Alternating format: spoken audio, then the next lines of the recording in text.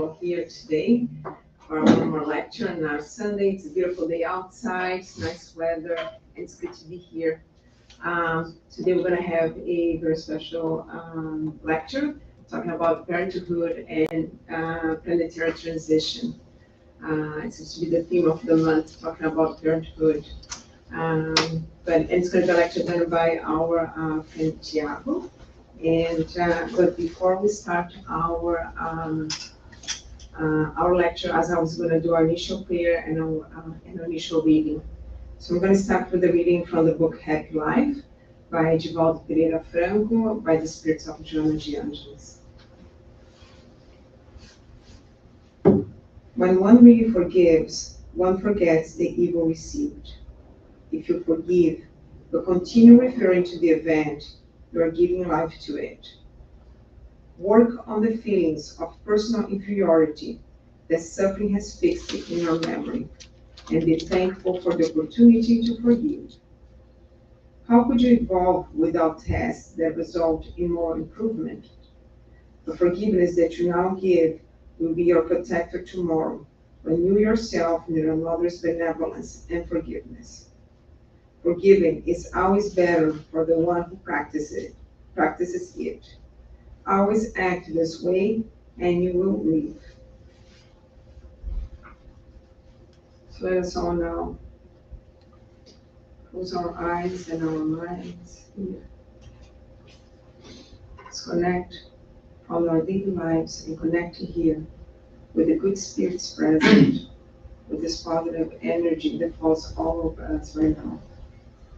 And let's thank God and Jesus our Master for the opportunity of being here, being able to listen to this lecture and learn a little bit more from the teachings of our Master Jesus. I ask the good spirits here present that enlighten and guide our brother Tiago during the lecture so he can help us to learn a little bit more and to enlighten ourselves. And so be it. Tiago, it's all yours.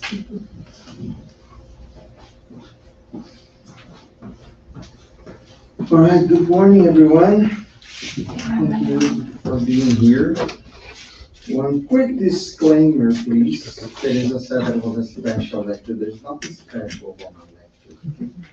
It is another lecture. Nothing special. But I am very happy to be here, and I am happy to talk about parenthood and the planetary transition. As always, I am very intrigued by the themes that the volunteers suggest to us. Always very intrigued, because I rarely know exactly what is going to come up when I go to the books, when I study, when I learn. So now I want to share with you what I have learned from exploring that theme. First of all, because parenthood is something that is always important when we think about parenthood, when we think about family life. If we think about, the age that in which we're living today, there are so many changes, in the concepts of family, parenthood, and what is right and what is wrong. There is so many ways that we can be pulled away, to different directions of what is right and what is wrong, based on, different specific schools of thought, depending the professionals, right?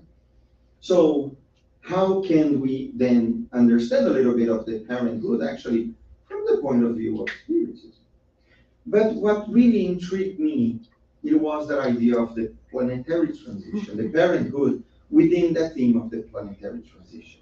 First of all, because we hear constantly, especially in spiritism now, talking about planetary transition, talking about the transition of our planet and its inhabitants, and it is important for us to have a little bit of a refresher, right, in terms of what is really that planetary transition, right? Because we hear all the time. Sometimes, some of the information that we get is even a little bit confusing.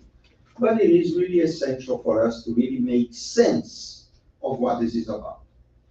I usually try to simplify a little bit to make sense, to digest a little bit for myself, and then I can share with you as well. Those are difficult themes. Those are very complex themes. I don't think we should exhaust that in one lecture of 1 hour. So then I really invite everybody to look into it. But making sure that they are credible sources that we are, looking at. Of course, then many faiths, many religious organizations, they talk in one way or another about both of those themes. And especially when we think about planetary transition, many of us hear things like the new era. It's been a long time since we hear things like, the new eras, those transitions. So there is something in the air that everybody talks about it, that for a long, long time, many people were talking about the idea of a more, sublime, spiritualized world, Some people even put, extraterrestrials there. There is so much being talked about.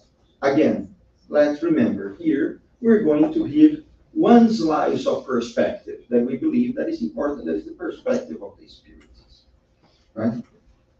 So I would like to start, first of all, as a little refresher about what that planetary transition is. And who is going to help us? First of all, is going to be this gentleman.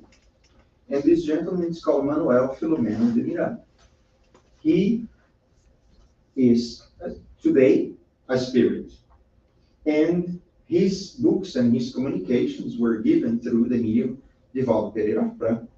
And he has an important body of work on that theme, planetary transition. There are actually 3 books. It's 3, right? Or 4 already? I think it's 4 now. They have 4 Four books on that theme. This is a collection of books. And the first one was called Planetary Transition itself. So let's see what Manuel Filomeno de Miranda is going to give us in terms of information about this time that we are living. And the first thing that he's going to say is that on Earth we live in a very special moment. It is a moment of great importance, which is the transition of the Earth from a planet of trials and expiations or atonements to a world of regeneration. Of course, that it is not the focus of our lecture, so then please make sure that you go to the Spirit's book in the progression of worlds, so then we know that there are many different categories of worlds. Right now, we live in a world of trials and expiations, and we are in that period of transition to the world of regeneration. And the important thing is the transition. We are, let's say, with one foot in one and giving one step to the other. So then we are not necessarily fully in this world of trials and expiations only, but that is what the spirits say. That is a glimpse already.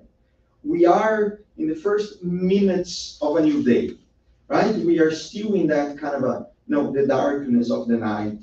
It is still very difficult to see ahead. We don't know exactly what is going to happen, but we understand that there are things changing. If we look back a little bit, 10 years ago, 20 years ago, isn't that another life? Let's think about it. Think about 30 years ago, even more.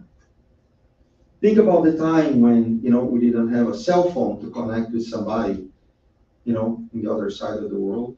Imagine us here 30 years ago, how easy it was to talk to people there in Brazil for the ones who are, immigrants who are from another country. Everything was different. The pace of life was different. And also the way that we behave, the way that we relate with each other. It sounds like a long time ago, the things were a little more like, apparently, more uniform. Today, we see everything, everywhere, at the same time. We see good, we see bad, we see ugly, we see wonderful, we see concerns, we see hopes. That usually happens when there is a transition. If we think about values, for instance, there is a transition on the values that we live. What is important today? No, not long ago, even, people could smoke in an airplane. Half of the airplane, people could smoke, half not. Today, we come with different values. Today, we understand harms. Today, we try to be more conscious. What is good and what is bad for all of us. At the same time, it is interesting because in the same, avenue that we see people very concerned about all of those things, we see, unfortunately, certain, uh, brothers and sisters with behaviors that are so much in contrast with all of that that is being, thought about. Why so much contrast? That is part of the science of transitions. When we think about values, it means that one set of values doesn't work anymore, and we need to adopt new ones. But in that process of development, we cannot simply take away all the values that we lived by before, and we cannot simply implement so quickly. That is a process. In this process, there is struggle, there is resistance, there is difficulty, there is misunderstanding for absolutely all of us. All of us. Manuel Filomena de Miranda will continue talking about that period of transition, saying that we observe changes in our moral nature. And please, let's make sure that we keep in mind, let's keep that word moral here in our, in our little mental notebook. Moral. That is very important. We're going to hear that word a lot. And those changes are inviting the human beings to change their behavior for better. To basically abandon certain habits that were unhealthy. That's what we call the vices. To abandon certain specific behaviors and values and attitudes and thoughts and beliefs that one day did serve a purpose for us, but somehow today it doesn't. And what is interesting is that if we look, especially if we look inwards, or if we talk to other people, all of us, in one way or another, feels that a lot of the life that we have been living doesn't seem to be that fulfilling, doesn't seem to respond or to answer fully to many of our, desires, our wishes, our aspirations, what made a lot of sense a while back doesn't seem to sit that well anymore. That is also part of that transition. But again, let's make sure that we understand that in this period of transition, we are being faced with new perspectives, new values, new behaviors, and new ways to think that probably we may not be there yet. We're looking for it. We're searching. And if we are searching, this is already a great sign. Because we are not satisfied anymore with the things the way the things work. So there is something ahead. But the point is, there is something ahead. That's why that transition is also pointing us to a different way to live. When we talk about the planet, we're not talking about, the globe itself, we're not going to have a different, crust on the earth. The water is not going to change. But what is going to change? It is going to change the way that we live on this earth, the way that we relate with our planet, and the way that we relate with each other. And he points out already something that is important for us when we talk about parenthood. He talks about paradigms, right? Those are the foundations. If we talk about more justice, if we talk about a different sense of duty, right? If we talk about love, when those specific values are then installed, which means, lived by experience and practice more fully. So here we're talking about that transition from a world where those values are going to prevail. Do they prevail already? That's the point. Depending the direction that we look at, yes. Depending the direction that we look at, no. You know, there is more problems than ever in the world. But there are more initiatives for goodness in the world than ever before also. So it is all there.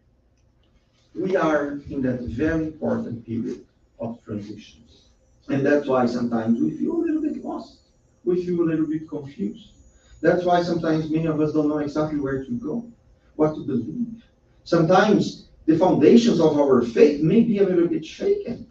It is part of the period of transition for our planet because it is changing us as well. He is giving us already a glimpse about parenthood. If we talk about moral changes, we're going to go back tomorrow. Okay? So, the human being, he says, is a spirit in process of intellectual moral growth. And talking about it, it's going to be very interesting because the next person that is going to help us is actually Allan Kardec himself. What Manuel Filomeno de Miranda is saying is very, very important. Part of the transition that we are going through is opening ourselves to the reality that we are immortal spirits. If our lives are based only on that specific material existence, as much as there is a lot of good here, a lot positive in our material existence, but is not reduced to it. Part of that transition is that horizon that is pointing us to the universal understanding that we are more than that existence. We are much more than that person or that persona that we have today. I learned recently, the persona, it is actually a word in Greek that is like where the air passes through the mask. The persona is the air or the sound passes through that. So then when the actors were using that mask, the sound of their voice would be different. So when we are here on earth, we adopt a certain specific identity. But many times, we're still looking for more. It is because our true selves are much more than one specific identity that we have today, that is vital for our existence today, but we are more. And it is important for us, how can we then reach that essence of ourselves as immortal spirits?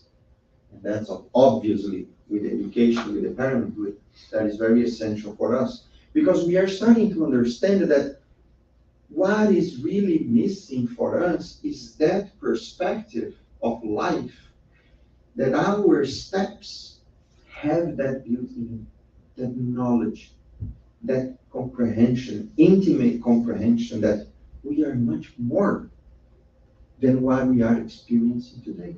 And putting in perspective that some of the experiences that we are going through, and especially the struggles that we're going through, they have a meaning, they have a purpose, they're teaching us something, and then we can take that lesson forward. Because our lives are not going to go here. It is going to continue. If it doesn't make sense, that's okay. When I was studying, it was very, complex for me as well. But the point is that during that transition, there is a lot for us to learn. There is a lot for us to integrate in our lives. And that is part of that transition. How can we navigate that transition and be, let's say, successful in journeying together through that transition, arriving to that world of regeneration, which is the same world that we have, So when we talk about arriving, we're not going anywhere. Which kind of arrival is that? It is an arrival within. Let's remember that arrival is knowing ourselves better, knowing ourselves through the lens of the immortality.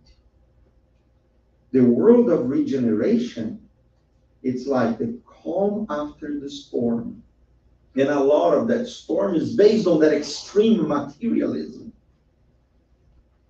That it is turmoil of that material life that we all go through.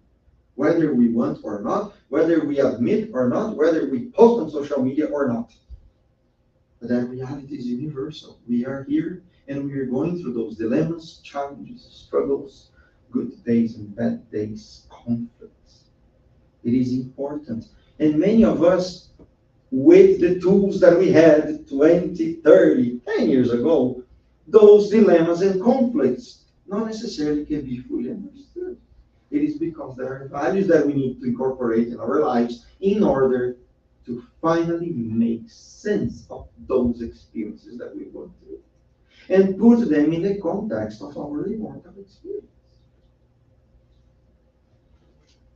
So here we have Allan Kardec. And Allan Kardec talks extensively about the planetary transition in one specific book. Of course, I already gave the answer. It is the Genesis. Who read that? So, like always, I always know that it's homework, okay? Like, this is a very important reading for all of us, and there is a very specific reason. Because it was the last book on that codification that we call the very systematic, organized series of writings of Allan Kardec. And it was the last for a very specific reason. He gives a very important interpretation and reading through the lens of Spiritism about the origin and the destination of our world. And that's why we talk about the Genesis. We talk about the material genesis of the earth, the destination of our planet, materially speaking, but also the destination of our planet as a community of spirits that are evolving together. So, what is Allan Kardec going to teach us? And it is very interesting because the title of this specific chapter is The Time Has Come. The time, and which time is that? It is the time for that transition to a different world. The time set by God has come. Not by us, by God. That's why many of us are being taken by all of that. There is so many changes happening so fast that we don't keep up with. It is difficult to keep up with. We are told everywhere. And told by whom? Remember, Allan Kardec uses the universal sanction to understand what can be published and put to everybody. It is being told everywhere by the spirits. Through many different communications in different parts of the world, given by different mediums that don't even know each other. This is coming from the spiritual, in which great events will occur for the regeneration of humankind. And remember, we talk about regeneration is what? A rebirth, right? A rebirth. Up to now, humankind has made incontestable progress. So, remember, so far it has done immense progress. Now, which progress is that Allan Kardec is talking about? The intellectual, definitely. The technological, yes. Improving of material well-being, yes. What is missing here? We do have the technology that we need to live well. We do have the material means that we need to live well. What is missing here? Does anybody have a moral? And when we talk about moral, and I thank you, it is here, right? The moral word. But when we say moral is, does everybody have it? Does everybody have those resources? Not really.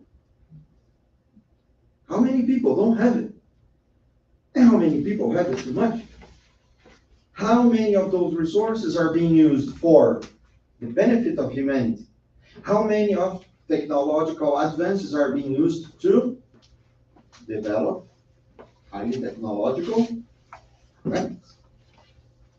So, the material, intellectual progress is here. But when we talk about that transition,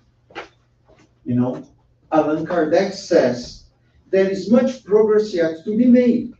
However, they have yet to make charity, fraternity, solidarity reign amongst them in order to assure their moral well-being.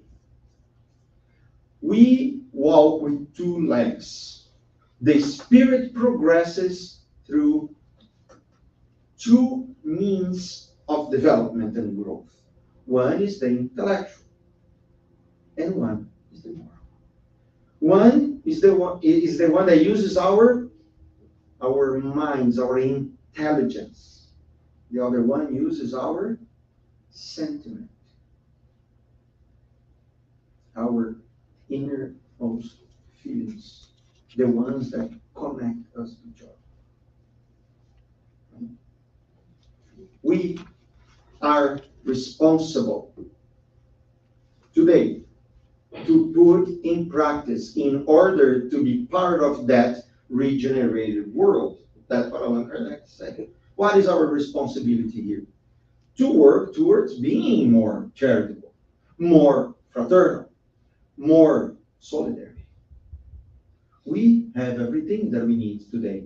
It is time to break the bread. It is time to break the bread.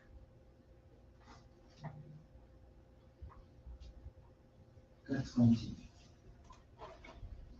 What people need nowadays is not only the development of their intelligence, but the elevation of their sentiments. And for this, they must do away with everything that incites their selfishness and their pride. The greatest enemies of our regeneration. The selfishness and the pride. The selfishness because I want everything to myself. And the pride because I believe. It is a false belief, by the way, that I am superior than others. Who knows who is superior than anyone else? God knows. Remember, we were not born yesterday. We have had multiple existences behind us. We are incarnated on this planet in a place that is absolutely necessary to us to live the lessons that we need to live. And we are going to continue existing after.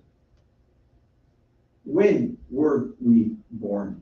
When were we created? What were our experiences prior to our arrival here in this existence? What have we done? The providence doesn't allow us to know exactly for us to make sure that we are putting in practice some of those values and the sentiments and to fight those tendencies that we all have of being selfish and of being proud. And part of that process that Allan Kardec is telling us, the time has come to make this a priority. For ourselves and for everybody. Is it enough then that we cultivate this for ourselves? Oh yes, it is already a great, important, essential thing. It is the first point, it is the first stage. It is making sure that this is a priority to us. And more those values are a priority to us, more we start understanding that this is a priority for everyone. More I practice charity, I understand that I cannot be charitable alone. More I understand that fraternity is important. What fraternity is? It is treating ourselves like brothers and sisters. That's what it is. More I practice that, my being will naturally be geared towards treating each other differently. More we put those values in practice, I understand that everything that exists today is a concession. When we discarnate, what do we take from here? If we put in perspective our existences and we understand that we are immortal spirits, what are we taking from here? Is it a title that I have? It is the pride that I feel when I am here in front of everybody, believing that I know more or special or anything like that. It is not. But it is the fact that what I have to give and to share and to put in practice, not only for myself, but for the collective. If I am here alone giving a lecture, I'm not giving a lecture. I'm playing a monologue in my head that has no meaning. But we are here together. I am not actually talking about anything that I know or I created. I am learning, and we are sharing that moment together in order to grow together. Because probably tomorrow I will read something else and I will discover that probably 10, 20, 30% of this lecture may be even inaccurate. We do the best that we can, but the way that I can understand all of this today, that is the level that I can understand today. Tomorrow I will understand differently. And you are going to understand it differently too. That is a different purpose in our lives. To make good use of who we are and what we have. And Allan Kardec simply says, that is the time in humankind today that we see that need. He would say, from adolescence we reach adulthood, the past is no longer sufficient for the new aspirations and new necessities. That is right there in that chapter. It can no longer be led by the same means. It can no longer treat itself with illusions and deceptions. Its mature reason requires more substantial nourishment. This is Allan Kardec. I am reading the chapter. And when I was reading the chapter, it almost brought tears to my eyes because I walk everywhere. I talk to people. And we are facing those. We have those feelings, those things. If I transported this writing and I put in a book and say that it was written in 2019, I would believe. And it was 1865.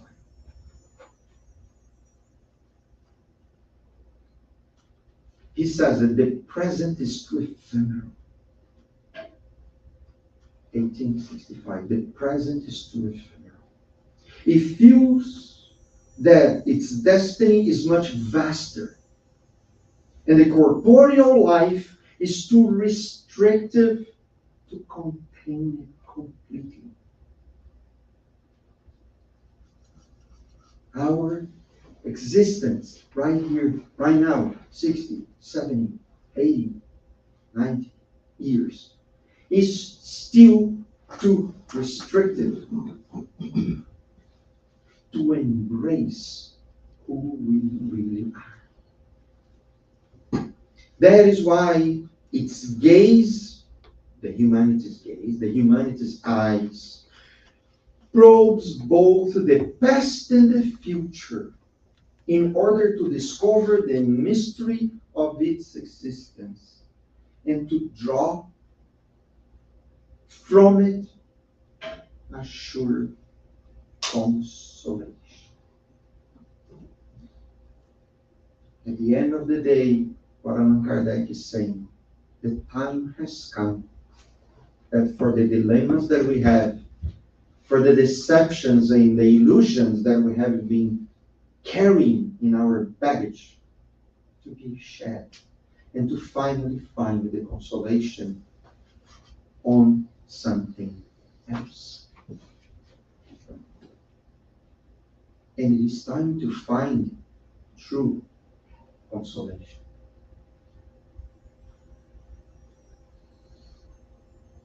That is Allan Kardec in 1865. The regeneration of the humanity, therefore, he says, does not absolutely require spirits to be completely renewed. A modification in their moral outlook is sufficient. So every time that we talk about planetary transition and we talk about regeneration and we talk about what does this world of regeneration entail, the spirits gave the authority to Allan Kardec to tell us what is missing here and what is necessary for our rebirth. It is to cultivate the moral qualities. And obviously, that we're going to talk about other day. The regeneration of the humanity is a process. We are in this process. Nobody's telling us that tomorrow you don't have it, you are out. It's not like that. This is a process. When is this going to happen? Are we going to receive a notice from heaven? Like, hey, finally, here we are. World of regeneration. And no matter what anybody says, that is my personal belief, I go to the source. And when I go to the source, I go to Jesus when Jesus says, of that day,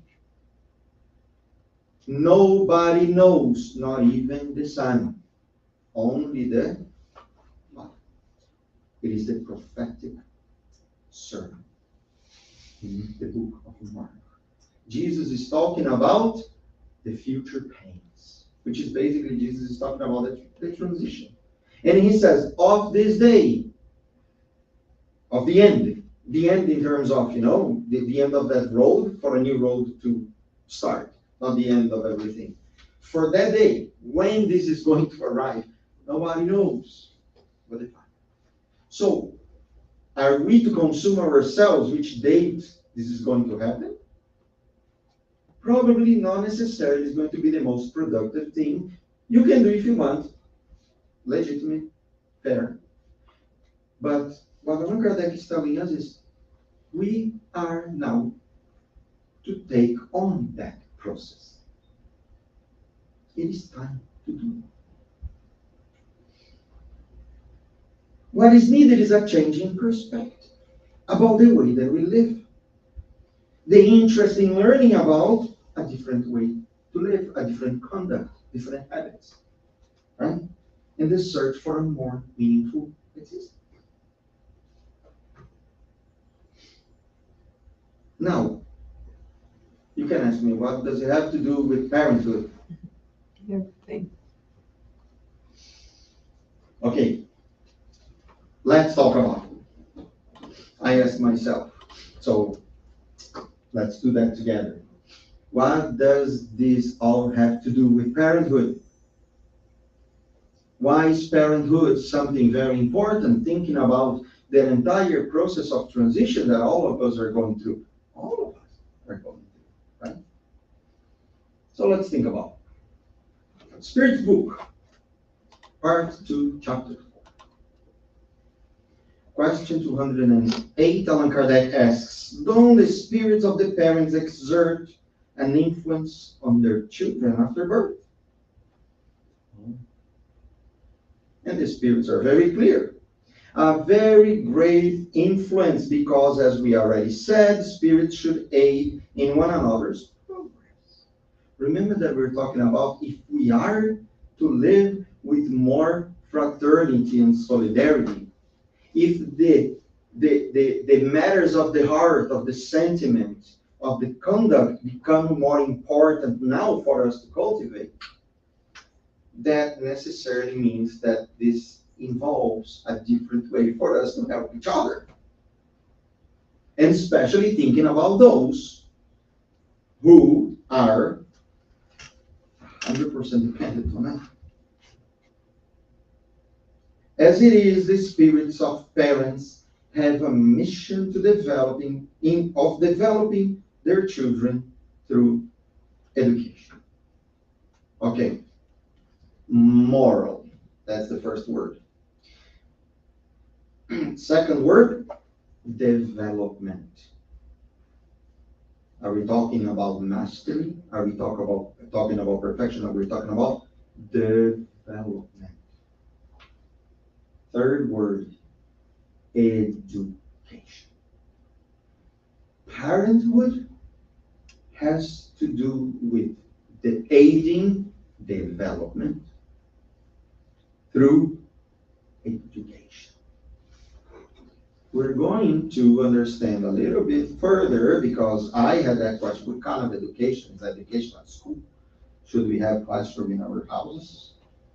Should we leave everything to the teachers then because they are responsible for education? As a matter of fact, they're more responsible for instructions, information, education as a whole has that built in, but we're going to talk about a different kind of education. Remember, in the Spirit's book that we did read, and anybody that read the Spirit's book, Allan Kardec who asked, do the spirits exert influence in our lives? And what the spirits say? A greater influence than you can imagine. They, in fact, guide many of your steps. Does it have any resemblance with this? Are we necessarily talking about a discarnate spirit influencing an incarnate spirit, which is very true, but we are all spirits. Us, as parents, have a great influence over those who we aid their development. Now, does that mean that I need to know everything? Does that mean that I need to start doing that myself first? Yes. If doing that for the sake of doing was not enough, now we have the responsibility, and we are not only talking about those who were born from somebody's womb, but we are talking about anyone that we call our children. Can it be an adopted children? It can be adopted children. Can it be somebody from our extended family that we become like godparents for? And in many ways, we're also co-responsible for their education and development. Can it be a child that we were a nanny for many years, that in many ways we share that responsibility with?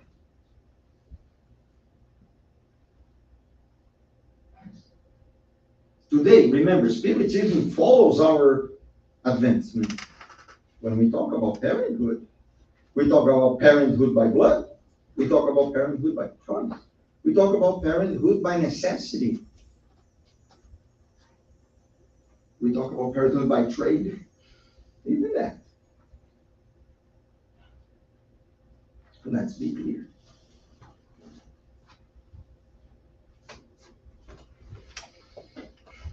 Now,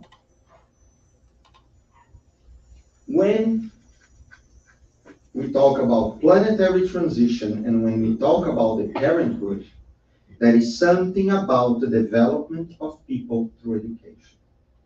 Now, if we put together, that is that word moral, right? So then let's come and unpack that word moral here. Moral, according to Spiritism. We spoke already a little bit about moral in the sense of our conduct. Moral in the sense of the way to do things. Not simply doing, but the way that we do things. Which way is that, John? I did the homework. I was studying a little bit to answer that question that probably many of us have. And I do too. It's very common, right? In Spiritism, we hear that constantly. Moral advance, moral change, moral, a lot more. But we need to understand what this is.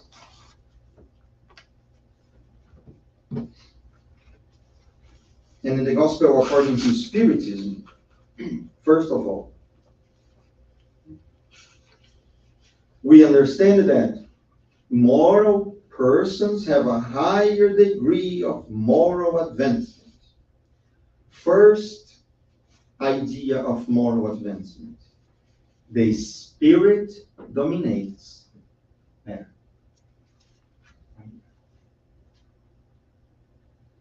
The spirit dominates matter more completely. First definition. It is when our spiritual life gains priority over the material life. Both are there. One over the other. Not one against the other. Not one in spite of the other, but one over the other. What is more important?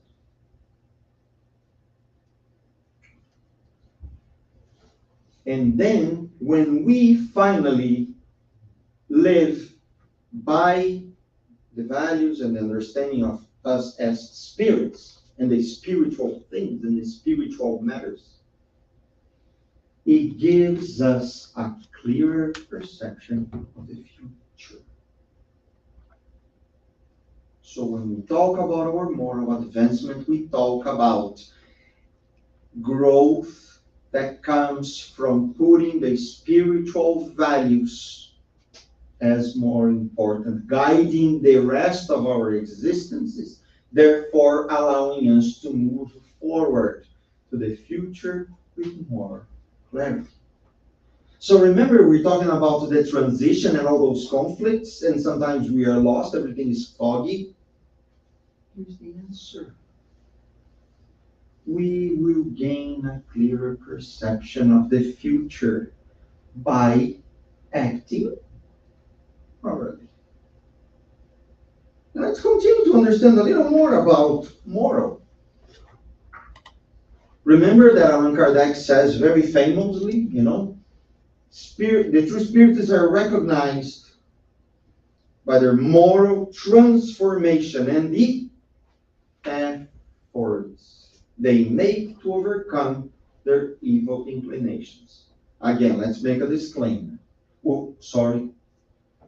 When Allan Kardec talks about evil, we can translate that word for our more like primitive, material, animal-like tendencies. So we are transitioning from a more spiritualized way to live, therefore bringing us closer to our true selves, which is farther from the animal nature that we have, like animals, part of a species, but much more as intelligent and advanced beings that understand much more about ourselves, about others, our relationship, where we come from, where we're going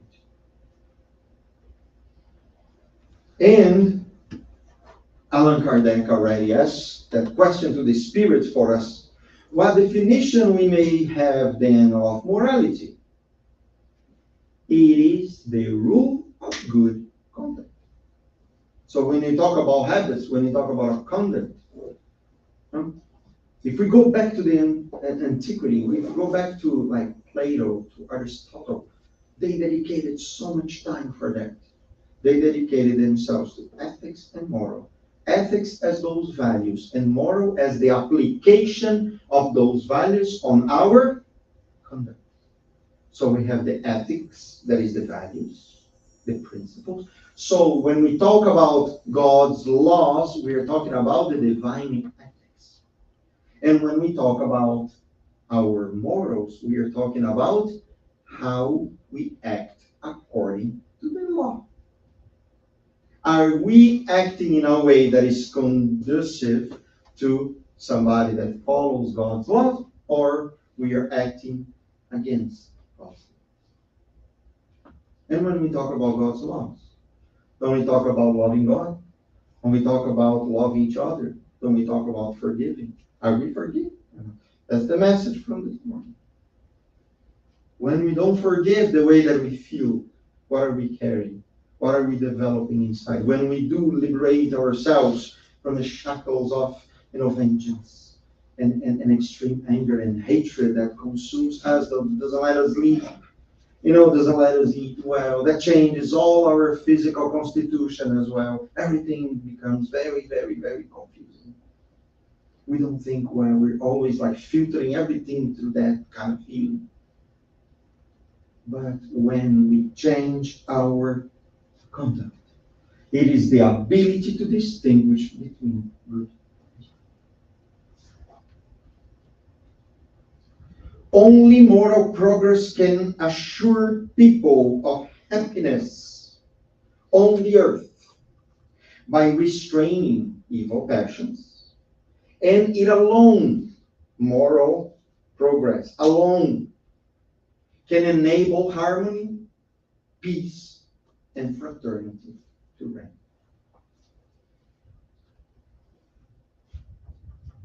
That is the continuation of that chapter. When we put in practice our moral progress, we enable harmony, peace, and fraternity to reign. And now, finally, moral education. Let's put it together. What is then moral education? Education of habits. Education of our habits. Education of our conduct. Change of habits. Development. Remember, in the middle there is development. Development of different habits.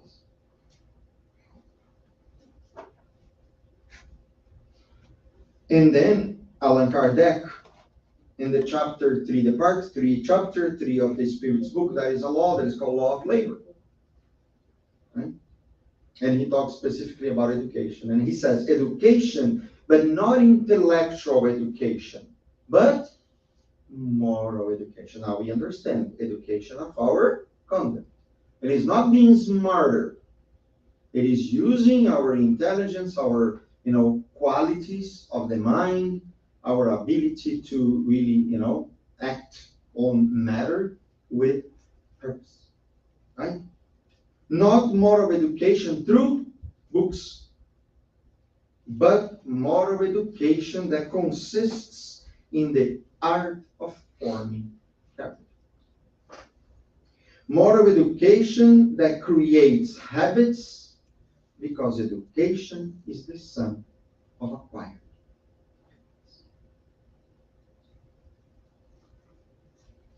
As parents, we have a responsibility to educate our children who are developing in the matters of good habits. Our role is essential to help the new generation that is arriving with a lot of intellectual knowledge. Here we are. We have learned already. We reached that level of intellectuality. But many of us are still in that process. Many of us need to be introduced, or need to be reminded, or need to learn how to put in practice our moral qualities in order to live better, to live a renewed life or a regenerated life, to live in the world of regeneration.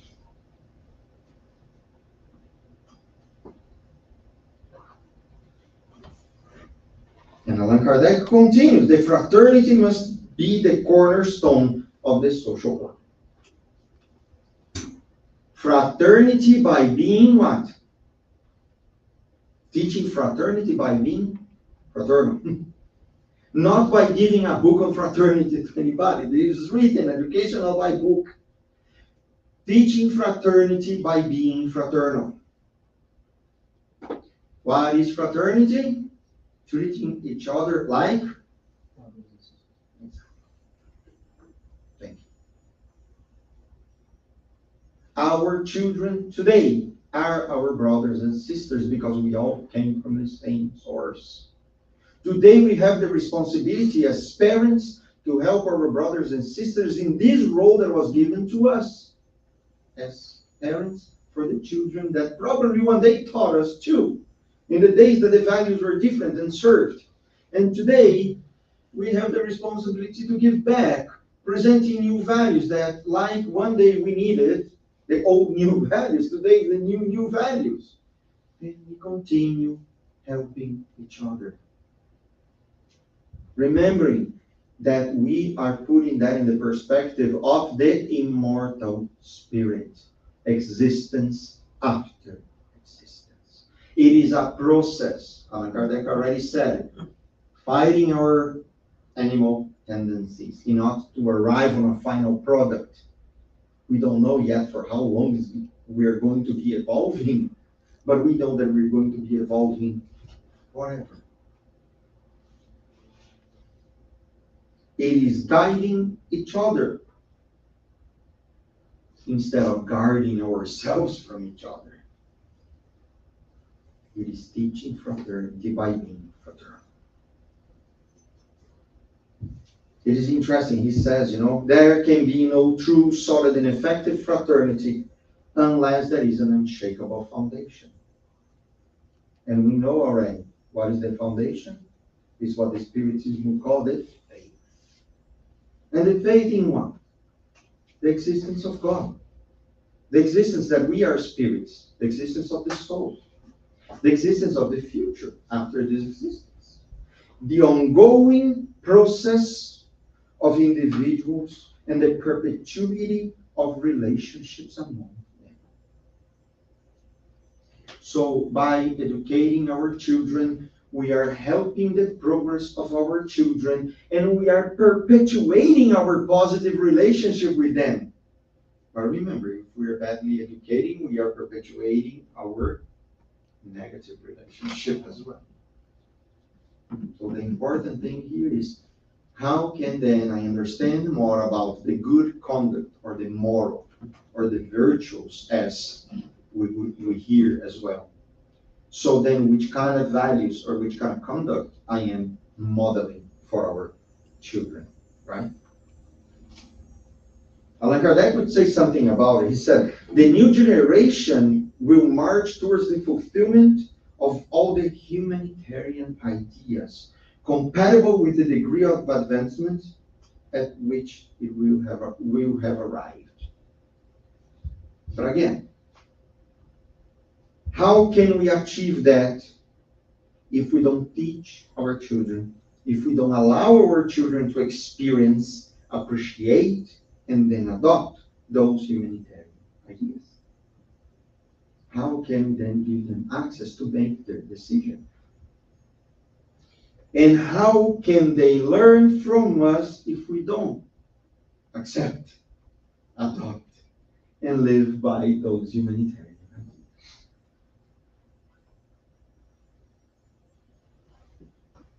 Allan Kardec will conclude that specific portion of the writing saying, progressive individuals will find in Spiritism ideas of a powerful level And Spiritism will find in these new individuals minds entirely predisposed to accept.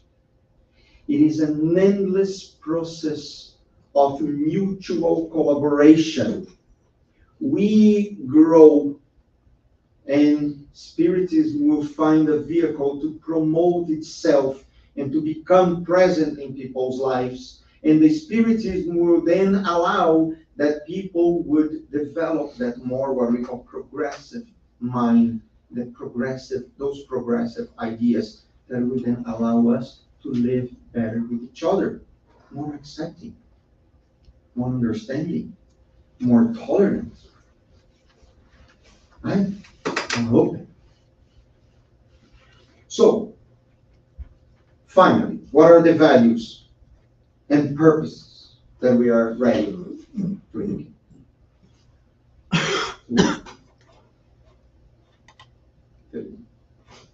Oh, thank you. First of all, what is the model that we have of morality? What is the model that we have of conduct? The spirits are very clear. The model is Jesus. And when we talk about it, we're not talking about the Jesus of one religion. We're not talking about Jesus of one specific organized set of rules. We're talking about Jesus, the immortal spirit that came to us to remind us of our immortal nature and the fulfillment of the practice of God's laws. This is beyond religion. This is beyond organized specific faith. But the Spiritism as, what we call the key for the understanding of Jesus' life and message to us can bring. And this is for everyone. Everyone, no matter the faith, no matter the race, no matter our condition, no matter our level of evolution. Let's summarize the role of parents in the planetary transition then. I think we understand about parenthood and the responsibilities.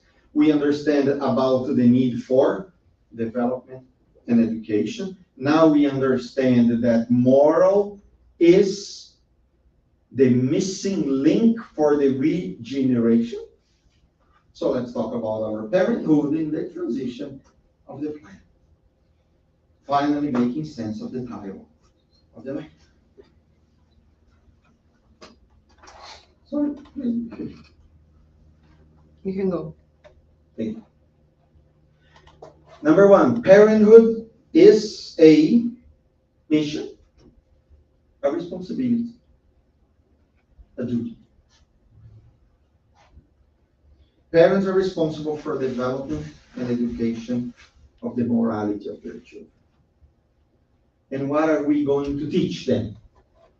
Our existence has meaning and purpose, here and beyond. How to distinguish between good and evil. How to recognize ourselves as immortal spirits in a process of evolution. The acceptance of life's challenges as lessons. Doing good for the sake of good. Placing humanity's needs above selfish ones, right? Being humble, acting with simplicity, considering Earth's possessions as concessions to make our lives better for everybody. Understanding that we are not perfect, we need each other, by basically doing to others what we wish others would do to us. Following the divine guidance of Jesus, understanding God's laws, what they entail, how to follow them. And one thing that I hear many times, actually Teresa keeps saying all the time, that, and if needed, you can also use words.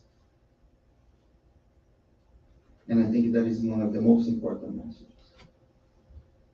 We cannot teach anybody what we don't have to teach. By teaching, we learn.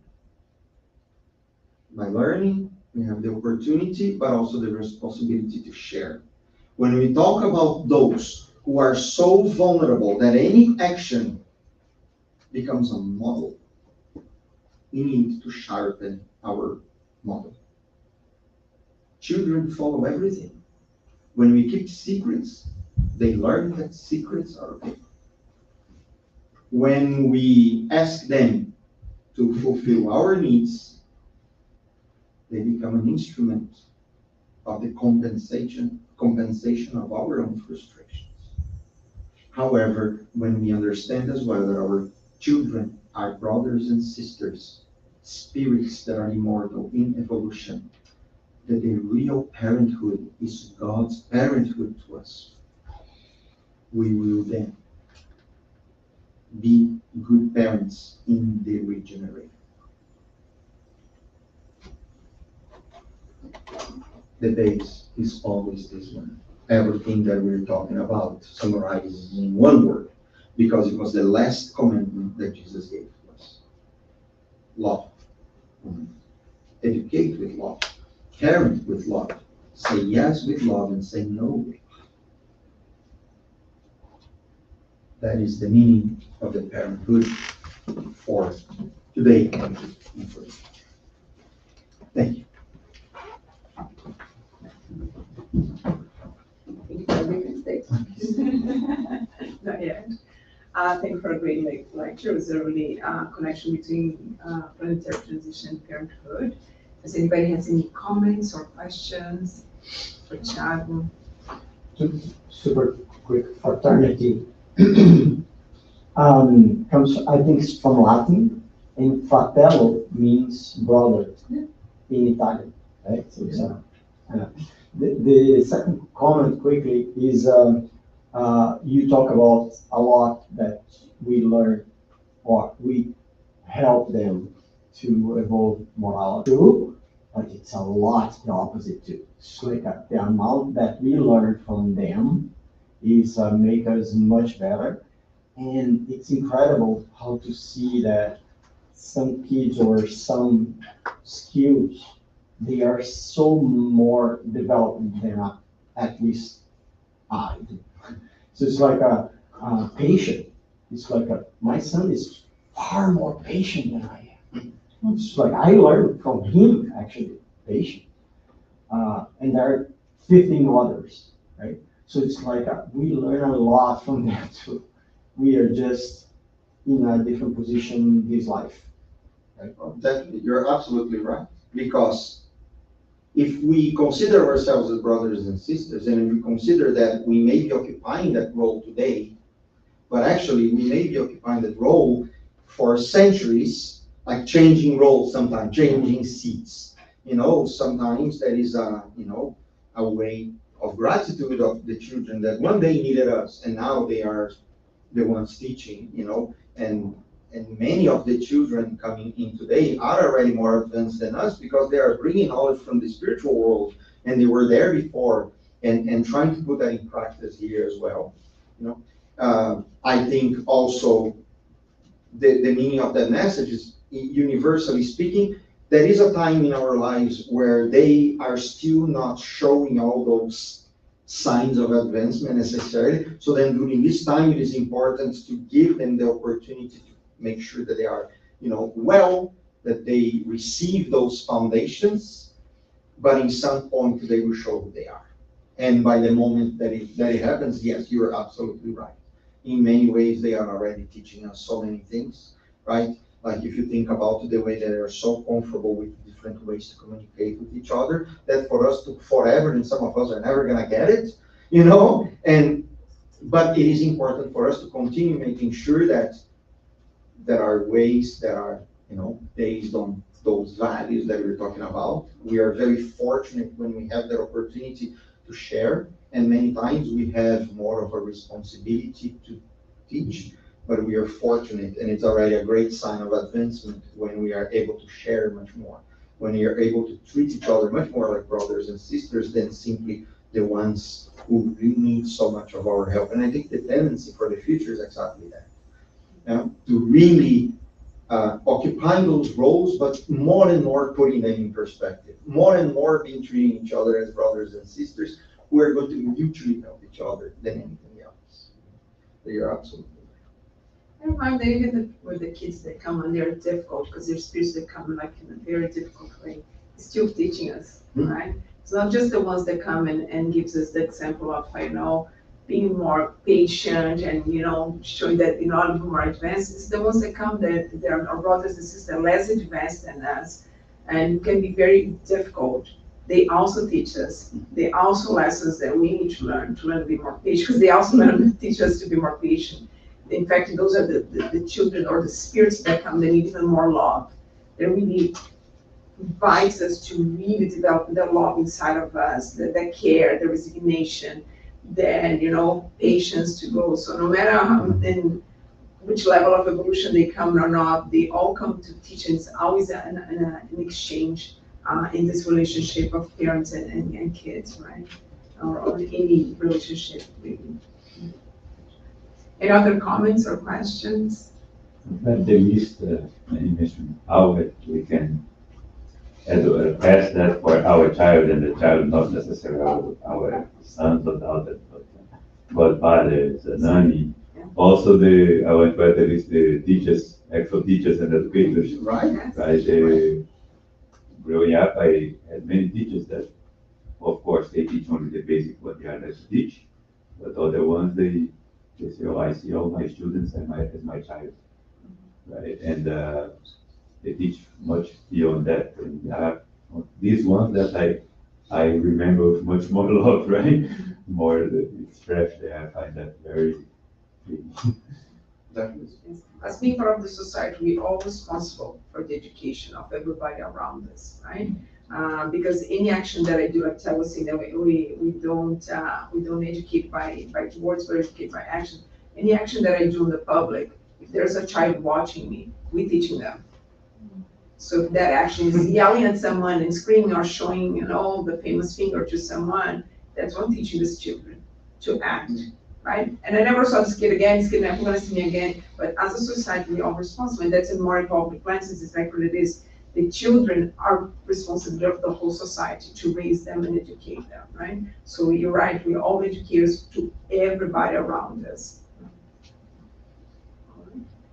All right, so thank you, Chuck, again for the lecture, it was great. And I just want to thank now to everybody who was with us over the internet. Yeah. And I'm hoping to see you again next Sunday here with us.